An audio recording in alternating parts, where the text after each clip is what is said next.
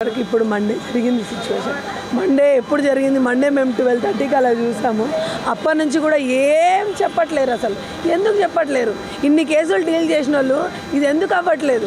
అదే మాకు అర్థం కావట్లేదు. అసలు నా పిల్లల్ని అంతగానం చంపాల్సిన అవసరం ఏముంటుందండి? అంత ఘోరం. ఎవరితో గొడవలు లేవండి మాకు. మేము ఎవరితో గొడవ పడలేము. మా పని మాకుంది.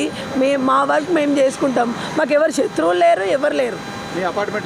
అపార్ట్మెంట్లో కూడా మేము అంత గుద్దుకునేంత శత్రుత్వం ఎవరితో చేయలేమండి. చేయలేము అసలు. అడగండి. అనుమానాలు అంటే మరి ఎవరు పోలేరు అని చెప్తున్నారు, రాలేరు అని చెప్తున్నారు అంటే మరి ఉన్న వాళ్ళని అనుమానించాలి కదా. అంతే కదా.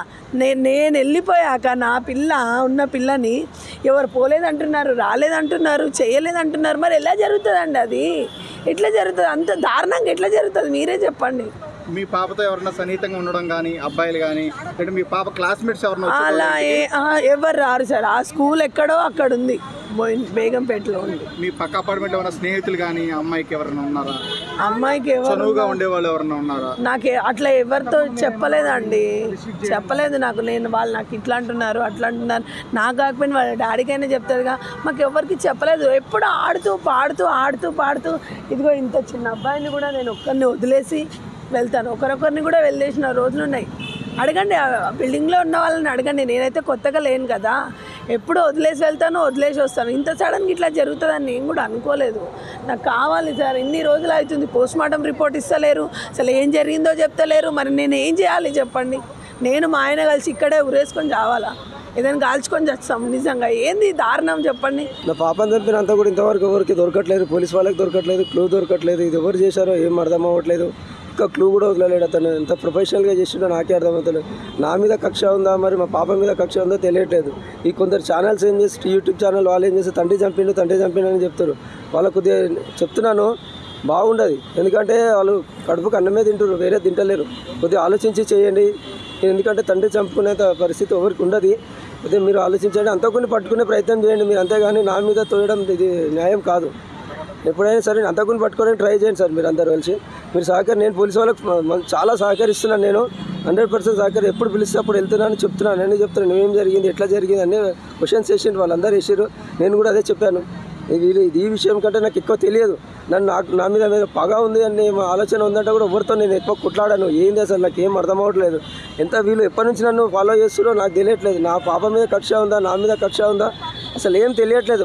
అతను దొరికిన వరకు నేను వెయిట్ చేస్తా, ఫైట్ చేస్తా. ఒక 10 ఎన్ని రోజులైనా సరే ఫైట్ చేస్తాను సార్. నేను కంపల్సరీ వాడు దొరకాలి నాకు. ఎవ్వరి మీద డౌట్ అంటే నేను ఇట్లా చెప్పగలుగుతా సార్. నేను వీళ్ళతో కొట్లాడినా అంటే, వీళ్ళతో గట్టిగా కొట్లాడినా అంటే చెప్పగలుగుతా వీళ్ళతో కొట్లాడుతున్నా అని చెప్పి. నేను అంతా పెద్ద ఎవరితో కొట్లాడాను. నేను ఒక బిజినెస్ చేసుకుంటాను. బిజినెస్ అంటే అందరితో మంచిగా ఉంటేనే నాకు బిజినెస్ బాగుంటుంది. అంతేగాని వీళ్ళతో కొట్లాడే అవసరం నాకు ఏముంది చెప్పండి? గొడవలు అంటే ఫ్యామిలీ గొడవలు ఉంటాయి సార్ బయట. అవి 2 years బ్యాకే ఫ్యామిలీ గొడవలు తప్ప ఏం లేవు నాకు. ఇంకా బయట ఎక్కడ లేవు గొడవలు. అనుమానం అంటే నేను ప్రాక్టికల్గా ఎవరికి చెప్తలేను సార్. అనుమానం అంటే ఎట్లా చెప్పాలి? ఇప్పుడు మేము ఎవరైనా నాతో కొట్లాడినంటే వాళ్ళకి పేరు చెప్పగలుగుతా గట్టిగా. ఈ రీసెంట్లో ఏమైనా కొట్లాడేదంటే ఎక్కడ లేదు. ఒక 8 months నుంచి ఎవరితో కొట్లాడలేదు, ఏం లేదు. అన్నీ హ్యాపీగా ఉన్నా, హ్యాపీగా వెళ్తుంది ఫ్యామిలీ. కానీ ఈ సడన్గా ఇంత సిచ్యువేషన్ వచ్చిందంటే నేను ఇట్లా తట్టుకోలేకపోతున్నా సార్. ఈ బాధ నేను ఎవరికి ఏం చెప్పాలి? చిన్న పాప సార్. నేనే డ్రాప్ చేస్తాను, నేనే తీసుకొస్తామని. అసలు నేను నమ్మను. నా పాప ఇంటికాడ ఉందంటే 2-3 సార్లు వచ్చి కూడా చూస్తుంటా నేను. ఆ రోజు ఏందో సంఘటన, మొత్తము అక్కడ జనాలు లేరు, ఎవరు లేరు. ఆ సీసీ కెమెరా ఫుటేజ్ చూస్తున్నా. ఇప్పుడు నేను నిన్న నైట్ చూశాను. నేను ఇంతవరకు ఎవరిని చూసాను. ఆ వ్యక్తి వెళ్తుండో ఒక లేడీ ఆయనకు సపోర్ట్ ఇస్తుంది. లోపల వెళ్ళడానికి సపోర్ట్ ఇస్తుంది. లేకపోతే ముందే వెళ్ళిపోయింది ఆమె. ఎవరైనా ముందే పంపించిరా లేకపోతే ఉందా నాకు ఏం అర్థమవుతలేదు. అది పోలీస్ వాళ్ళకు కూడా నేనే చెప్పాను సార్. ఇట్లా నేను సీసీ కెమెరా ఫుటేజ్ చూశాను, అది కొద్దిగా ఫైండ్ అవుట్ చేసి ఆ లేడీని పట్టుకొని అడగండి సార్, కొద్దిగా గట్టిగా అడగండి అంటే సరే అని వాళ్ళు కూడా సహకరిస్తారు నాకు.